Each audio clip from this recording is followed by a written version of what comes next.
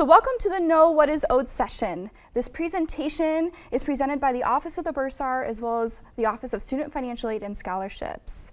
There will be helpful tips and next steps that will be shared regarding your billing and financial aid information. This topic is definitely an important one, and we want to make sure you have the information you need to plan and prepare for your future as a Falcon. So let's start with the FAFSA form, that free application for federal student aid. It's not too late to file, so if you are still considering if you want to file that form, we would strongly encourage you to. You'll want to go to studentaid.gov and create the account to begin the process. If you've already filed the FAFSA and you're wondering, is it good to go? You may want to check the studentaid.gov website and review what's called the FAFSA submission summary. That's where you will find if a correction needs to be made, meaning an edit, or if everything is official. Now, if there is an edit that needs to be made, we probably might have already notified you via your Student Center through your My BGSU portal. You'll want to check your to-do list because the item will probably be listed with instructions on what needs to be completed. So now let's talk about financial aid offers. These are processed on a rolling basis. So we utilize the FAFSA data to determine your financial aid eligibility. So once you receive your official FAFSA form, that's when we will notify you about your financial aid offer. And we will send you an email through your My BGSU account. We will not send out any hard copy paper mailings for financial aid offers. So once you receive your notification via email, that's when you'll be able to log into your My BGSU account and view that award offer. Everything is online. So when you receive that initial email, we will direct you to your My BGSU account. That's where you will log in, and on the main homepage, you'll see a bunch of tiles. One of the main tiles that you want to familiarize yourself with is the Student Center tile, because there's lots of helpful information that's located there. Primarily, that's where your financial aid information will be housed. So you'll want to click on the financial aid tile after you click on Student Center, and then that's where you'll see the award summary. Now let's transition a little bit to billing information. First and foremost, we do not send any paper bills, so everything will be electronic from a billing perspective. We have two main billing cycles here at Bowling Green State University. The fall bill is issued July 2nd and is due August 1st, and the spring bill is issued December 2nd and is due January 1st. In order to view these bills, you will receive an initial email that says your bill has been posted to your account. So come July 2nd, you'll want to go to your My BGSU, then click on your Student Center, and then My Account, because My Account is where we house all of the billing information tied to the university. If there's been any change with your account activity, we will also notify you weekly with that. And if at any point you want to give others access to view your account, you'll want to grant that permission online. It's called delegate access. Once again, you'll go into your My BGSU portal, you'll click on your Student Center. This time you'll click on Profile and then Share My Information. Now there's a Federal Privacy Act that we have to abide by, so each time a supporter or a loved one calls our offices, we will then go online to make sure that you've granted them permission to speak on your behalf. This updates in real time, so each time that you go in and add somebody, we can see it instantly. So we would strongly encourage that you do this sooner rather than later, because at any point, if somebody calls on your behalf or stops in our office, we have to make sure that they have this permission that you've granted to them. This is an example of the slide that you will see when your bill has been issued to your My BGSU account. Okay, so when you log in to view that bill that's been posted each semester, this is the screen that you will see. There will be a summary available with the unpaid charges or new charges added, as well as the activity that you can look through, and payment options will be listed so you can go in and make that payment. When it comes time to make a payment, you do have a couple options that you can pursue. We accept all major credit cards here at Bowling Green State University. However, there is a 2.75% convenience fee if you choose to pay by card. We do not accept any cash here at the university, so please do not show up to our office in the Bowen Thompson Student Union with some cash, because we will direct you to go online to make a payment, or you can give us a personal check or e-check online. There's no additional fees if you choose to pay by check online, or if you were to drop off a check or mail one in to our office. We also accept money orders through the U.S. mail. So if you have a 529 savings plan, there's a list of providers on the Office of the Bursar's website. You'll want to check that out to get additional information. We do have a payment plan option here at Bowling Green State University. It's called the Installment Payment Plan, or IPP for short. Each semester you can enroll in the payment plan. There is a $35 enrollment fee when you go to sign up. So once July 2nd comes around and the fall bill has been issued, that's when you can go to your My BGSU under your Student Center and My Account to opt in for the fall installment payment plan. That's when you'll see your balance be divided into 4 equal payments. So the first payment will be due August 1st, then September 1st, then October 1st, and November 1st. Then December 2nd, the spring bill is issued. That's when you can opt in for the spring installment payment plan. Once again, your balance will then be divided into 4 equal payments. The first payment will be due January 1st, then February 1st, March 1st, and April 1st. You should have received a financial aid snapshot not too long ago sent to your BGSU email account. This essentially gives a condensed version of a lot of the information that is being shared in this presentation right now. So it's going to have a lot of helpful tips and reminders that you'll want to make sure that you check on as we get closer to the start of the fall semester. So what if you don't see an aid offer in your My BGSU account? Earlier I talked about that free application for federal student aid. So if you haven't fully submitted the 2024-2025 FAFSA form, that means that it still needs to be processed. And that's also what we're waiting on to be able to give you your financial aid offers. And so in some cases, if something's not correct, you can go in and make a correction or an edit. But we may actually be requesting some additional documentation from you before we can confirm the status of that FAFSA form. If that applies to you, you'll want to check out your Student Center and look at your to-do list items, because the items that we may need would be listed out there as a to-do list item. And then at any point, you can go in and make a correction to your previously submitted FAFSA. Just keep in mind, it does take a few business days for us at the university to receive that correction, and then we will go in and update your award offers. If you're wondering where you can go to check to see if you have any current action items listed on your My BGSU account, you'll want to log into your My BGSU portal and then click on that Student Center tile that's right there on the home page. That's where you will see the to-do lists and holds that are currently listed on your account. Now, we are not the only 2 offices across campus that will put these reminders out there for you to complete. So each time that you click on the details, it will give an overview, in more cases than not, instructions on what you need to complete, but also the contact information for whatever office or department put that item out there. One hold that I want to highlight today is in regards to your final high school transcript. Every incoming student is required to submit their final high school transcript to the Office of Admissions. And so we need that by August 1st. We need that on file. If we don't have that on file by August 1st, it will hold up your federal and state financial aid. What other financial aid options do I have to pay the remaining balance? If you are receiving an outside scholarship external to Bowling Green State University, congratulations. If you have a letter or a certificate that outlines the award amount, the award title, and it has your name on it, we ask that you please submit that to the Office of Student Financial Aid and Scholarships. You can drop that off to our office in 227 and we can make a copy of it, or what we would actually prefer is if you submit that electronically to our website. We have a secure portal called the Document Upload that's listed right there near the top when you go to the Student Financial Aid and Scholarships website tied to the university. Once we receive that award letter or certificate, we will then go in and adjust your current financial aid. Because keep in mind, all of your financial aid, whether it be scholarships, grants, any loan offers, or federal work study, when we add all of those up together, that cannot exceed the cost of attendance estimate that we have for you on file for the next academic year. So in some cases, we do have to go in and make certain adjustments. Once we receive the outside scholarship letter, we will go in and make the adjustment to your financial aid offers. It will show as an offer until the Office of the Bursar receives that official check from the outside affiliation or organization. So then it will show as accepted on your account. If the check is made co-payable to the university and to you as the student, we ask that you please endorse that before it's submitted to the university. You'll just have to sign the back of that check.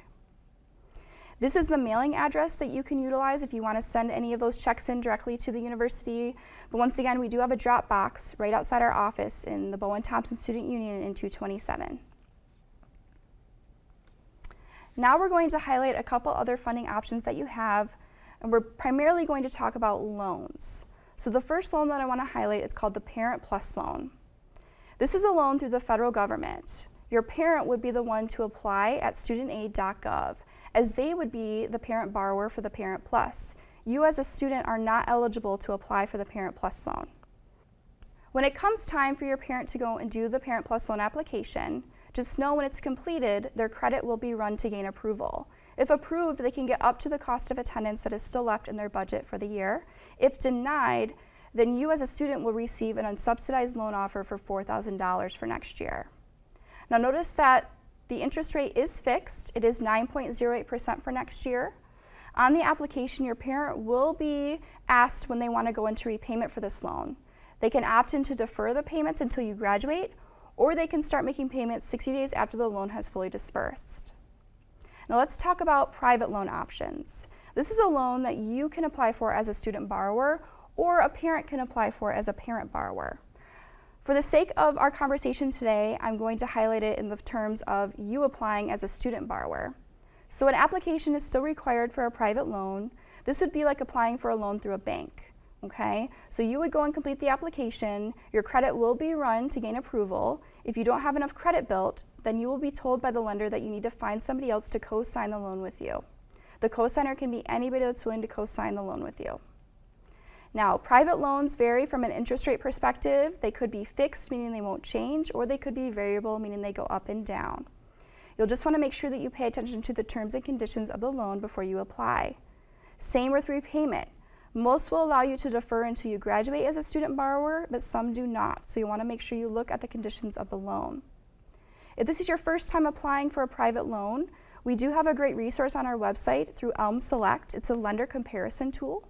So you'll just want to visit the Office of Student Financial Aid and Scholarships website and then look for that Elm Select loan lender comparison tool. From a timing perspective, these loans take roughly 2 to 3 weeks to process from start to finish. So we encourage you to wait until the bill's been officially issued for the fall term, which is July 2nd, before you go and apply so that you really know what that gap is and what you need for next year from a fall billing perspective. But keep in mind, we still will issue a spring bill come December 2nd. Those two bills will almost mirror each other. The only thing that really changes are those course fees, okay, as well as textbook costs, because we do not directly bill you for textbooks. So when you go to apply, just make sure that you're doing either loan application the first week of July. From a timing perspective, both loan options take 2 to 3 weeks to process from start to finish. So as you can see, we have listed early July as a good time when you can go and apply for these types of loans. That's because, keep in mind, the fall bill is issued July 2nd and it's due August 1st. So to make sure that you meet that August 1st deadline, you'll want to make sure that you're putting in a loan application the first week of July. It's really important that you as a student stay in good financial standing. This means that you're taking care of your bill. As we get close to the start of the fall term, it's really important before you pack up all of your items to come to Bowling Green, Ohio, that you check to make sure that you're in good financial standing. That means that you have a $0 balance, or you've made that first installment payment by August 1st.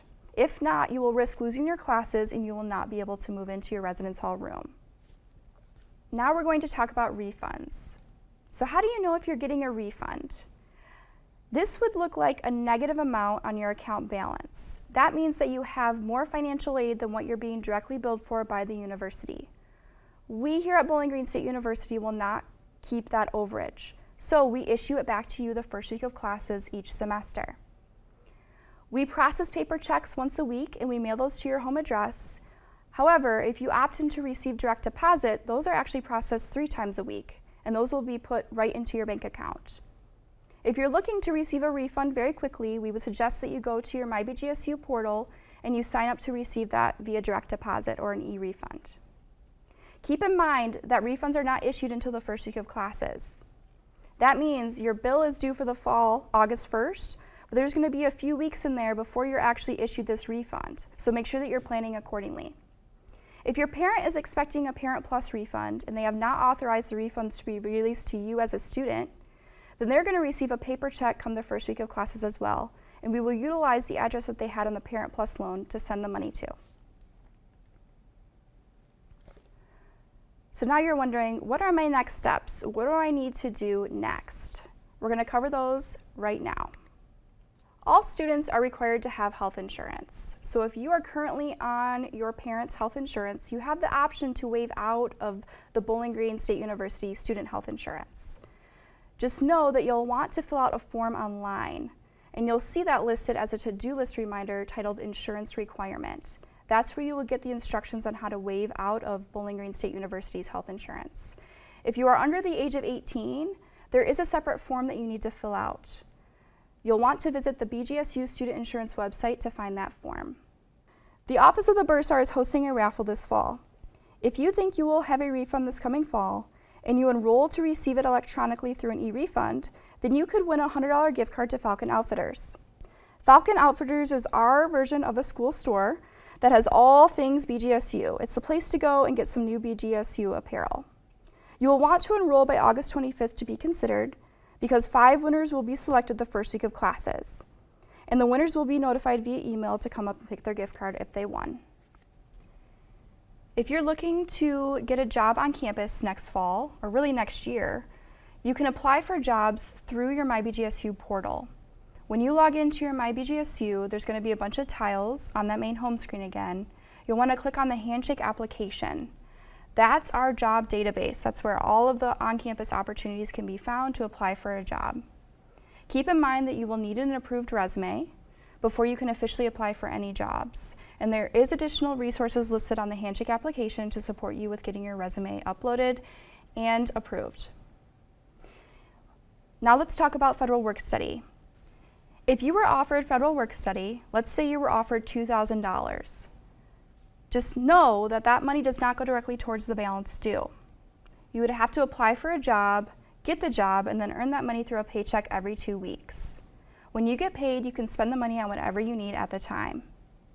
If you're wondering if you're eligible for federal work study and you don't see it on your current financial aid offer, you can reach out to the Office of Student Financial Aid and Scholarships to see if you qualify.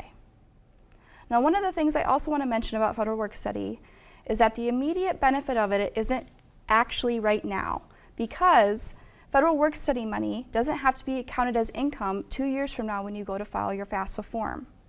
So that's the real benefit when you consider if you want to get a federal work study job and if you're eligible for one.